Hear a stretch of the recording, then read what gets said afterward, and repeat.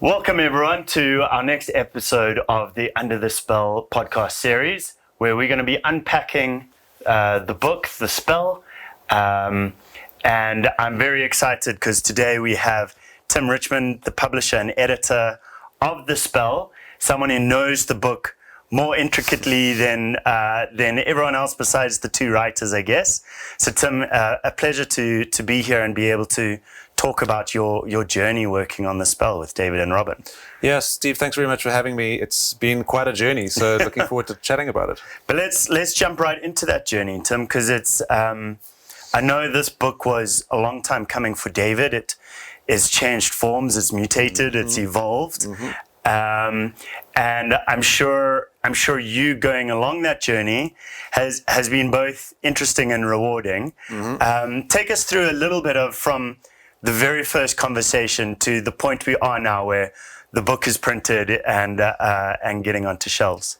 Well, we'd probably have to go back about 5 years to the first book. So David's first book, which was published through Burnett Media, was The End of Money. David and Robin and Christian then.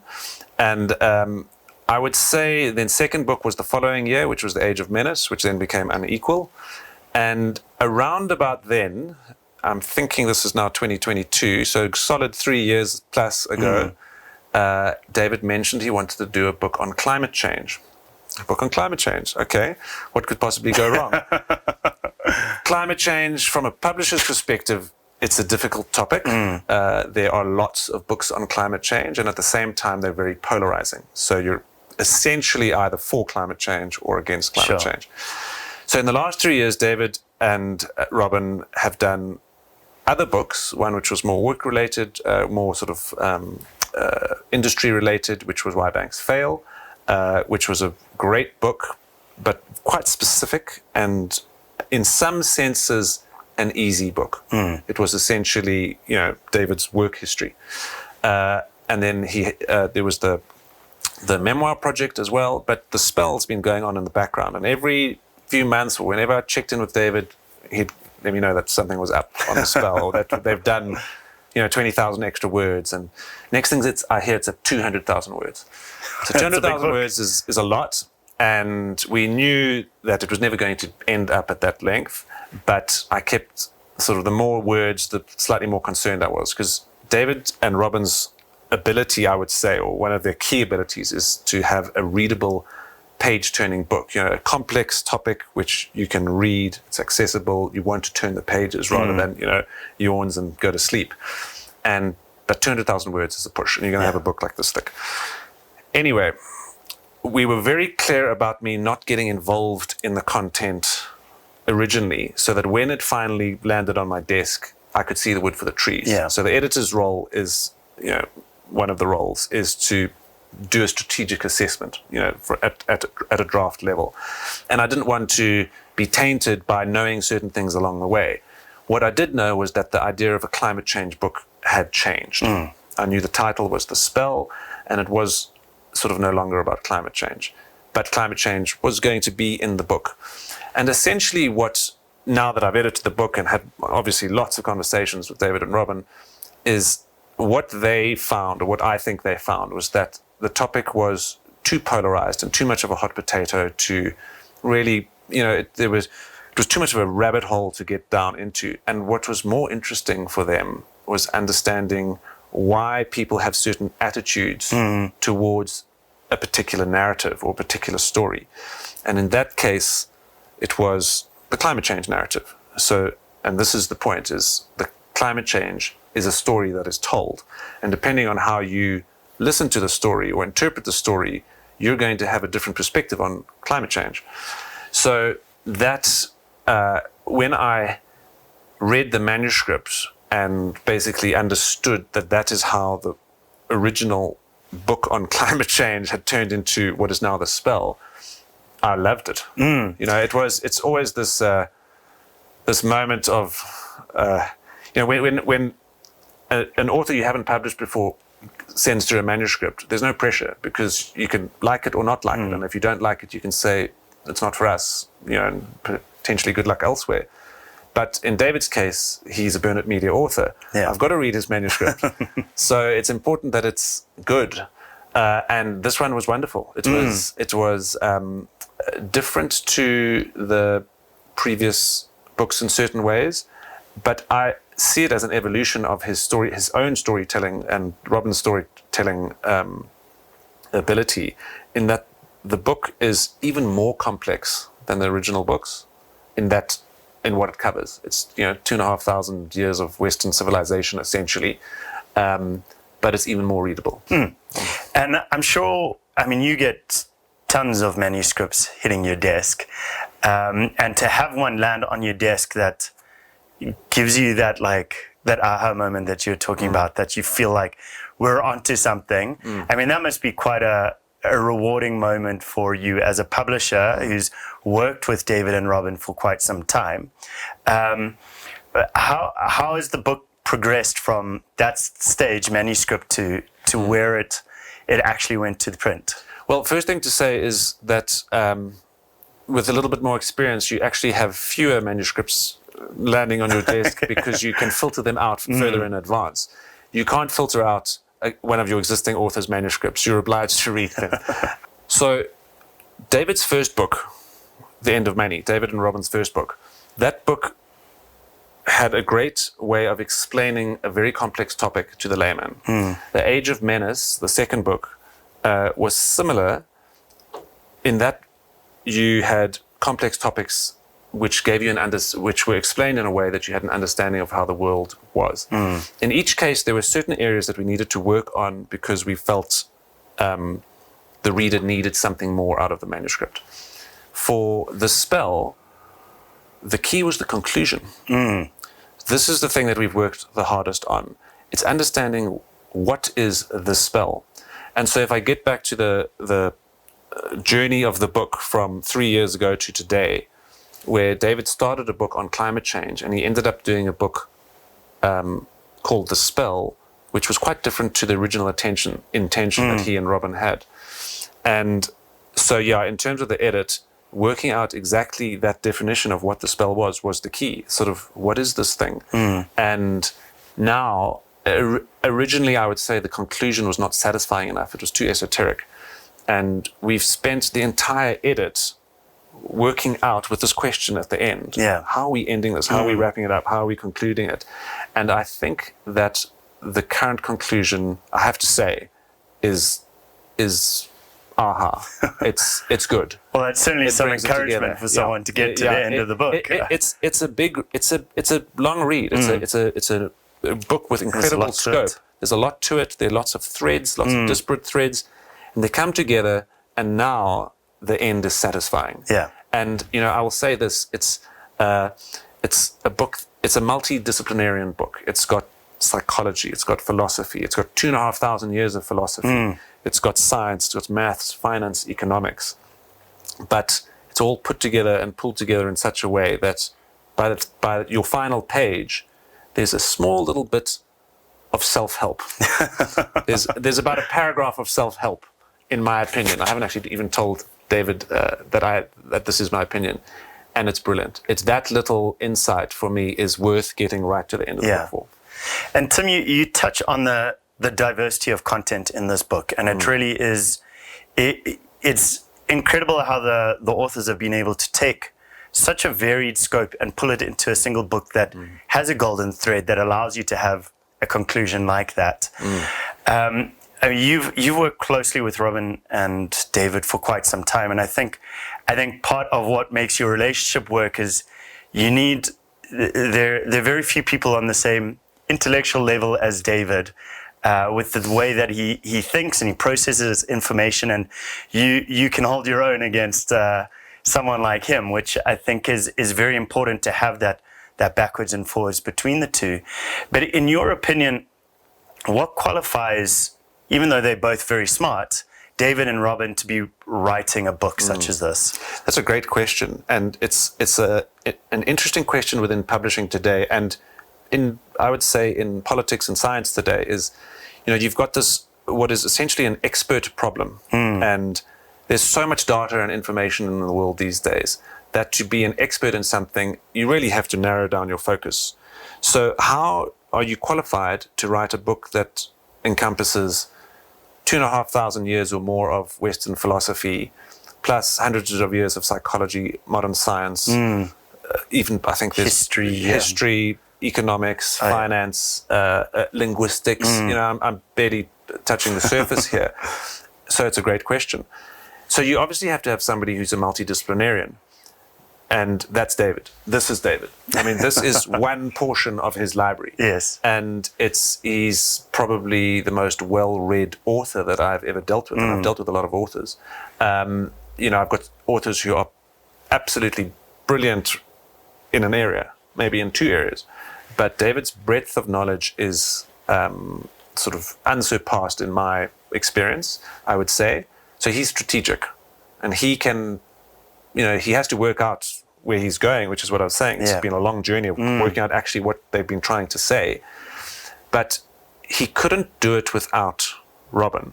Robin brings the capacity of in-depth research. Yes. It's her skill, and she's got the ability and the means and timing to do it, so that they can go and do these deep dives into all these disciplines. And then there are multiple deep dives that didn't make it into the book. And then we have to work together about what stays in and what goes out. And I would say that their sort of writing superpower is the collaboration between the two of them. Yes. Where you've got David's breadth of knowledge and Robin's skill and ability to dive deep into the research. So, Tim, who do you think is the right person to be reading this book? Who would you kind of consider the target audience, considering all of the different types of content that are in it, and as kind of general storytelling that it takes the reader through? I'm going to give you a couple of answers here. Okay. The ideal reader for this book is anybody who enjoys modern nonfiction. Simple as that.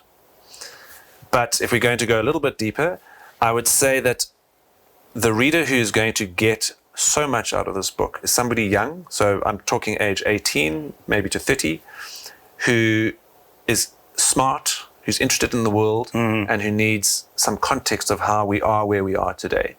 So if you're a student and you're specializing in psychology, but want to know how psychology fits in with economics and finance and history and philosophy, this book is key. Yeah. And when I say psychology, it could be any of those others. Just swap out the disciplines.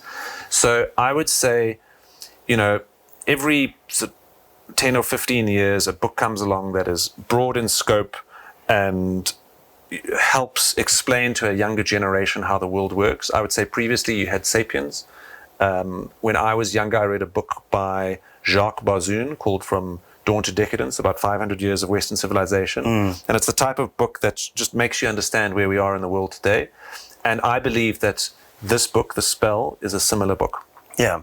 And you mentioned students, but I think it's almost students of life as well. Yes. People who just have a yearning for new information, new perspectives, new way of seeing everyday dilemmas and issues.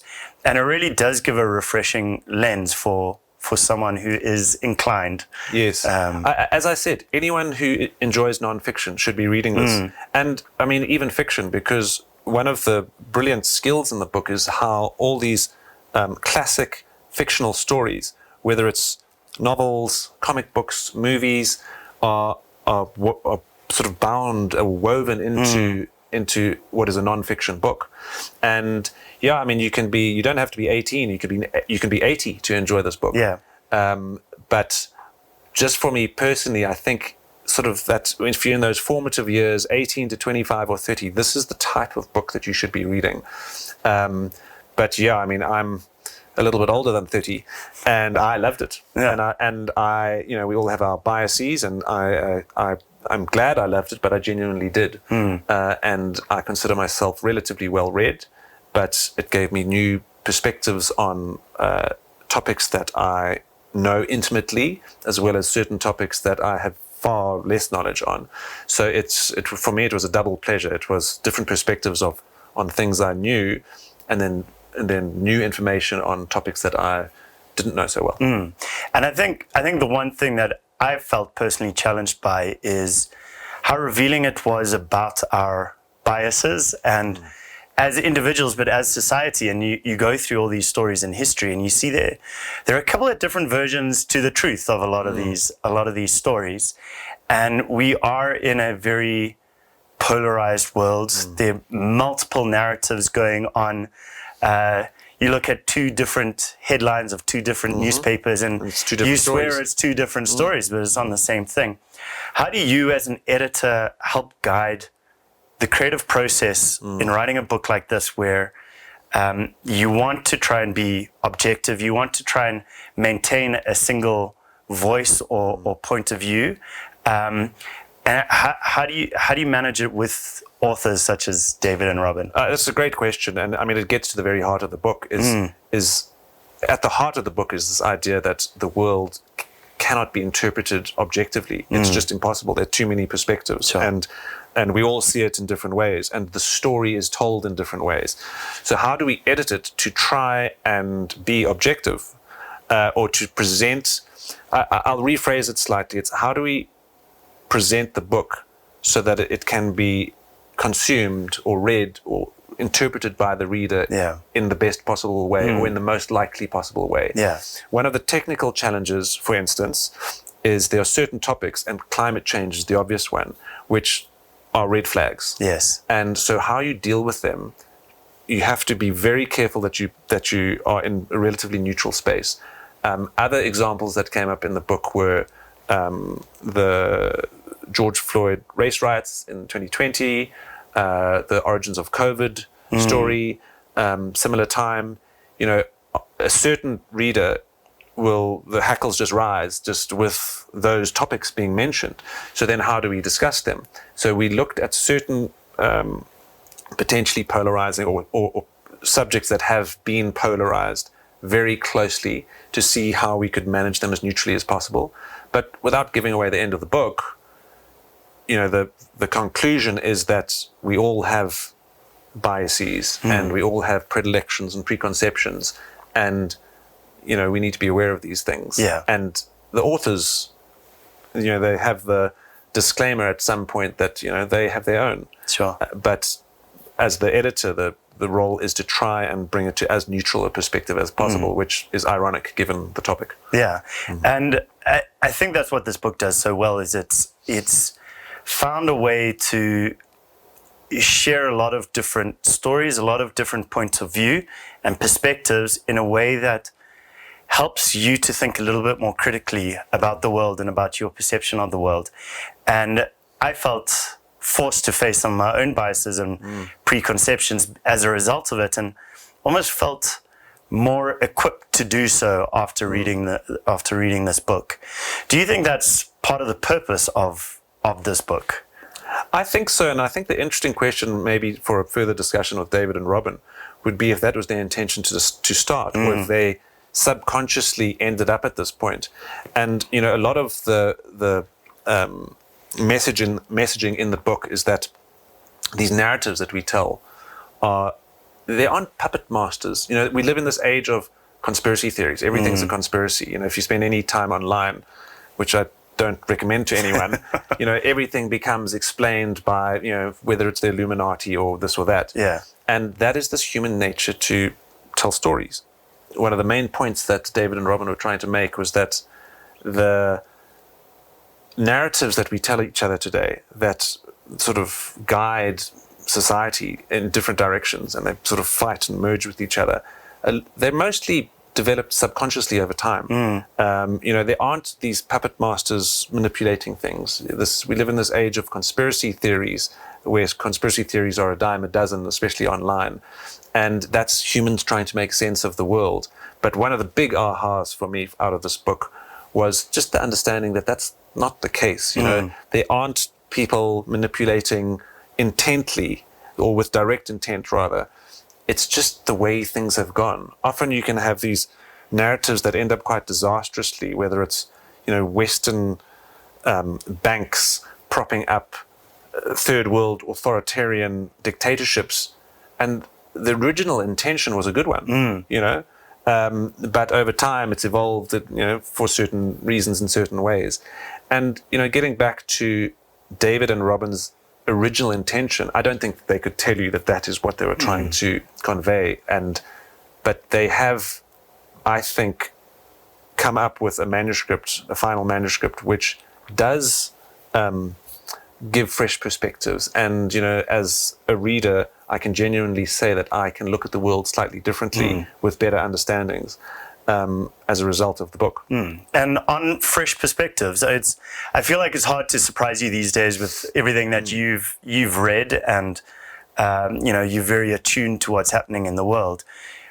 Are there certain things that you felt that you learned and gained a new insight working with David and Robin on this book? Yeah, plenty. I would say that within certain topics, there was just interesting information. And I'm that type of reader personally, where if I read something, an area of any content that is of interest to me, and I learn more about it, that's great. There's a lot of that in this book. Yeah. So you're going to find all sorts of topics that you read and go, that's cool, or, depending on who you are. But beyond that, it's getting to this point of what we're mentioning, is this ability to almost look at the stories from a meta perspective, where you are looking down at the storytelling. And it gives you, I would say, even like a sense of peace to be able to assess the way the world works from a slightly elevated or out of the way perspective, rather than being immersed in it where you lose control. It's immersed in the chaos and struggling, which is something that you see so much these days, especially online. The book doesn't go into the way social media essentially trolls everyone and pulls people into their specific outrage narrative. But I mean, that's the next step. I mean, what is presented in the book is exactly why that business model, that big tech business model, the outrage model, works. Absolutely. And we've spoken a bit about biases. So I'll ask you to try and answer this question without your own biases. But if you had to recommend this book to someone in a sentence or two, how would you set it up? How would you pitch it?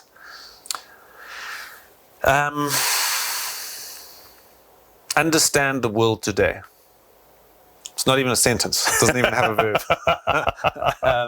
It does have a verb. It's catchy, though. Yeah. I would, let me try and sort of enhance on that slightly. Understand why we tell each other the stories we tell each other, and why you follow or listen to the stories that you listen to. And in doing that, you may find that the world is easier to navigate. Well, Tim, it's been a pleasure chatting to you about the book. Great to hear a behind the scenes perspective of the journey that the writers have been on, and to get to better understand the process of publishing a book like this. It's an absolute pleasure to have you here and to be able to share some of the points about the spell. Well, thanks very much for having me. Great. Pleasure. Thank you very much, Tim.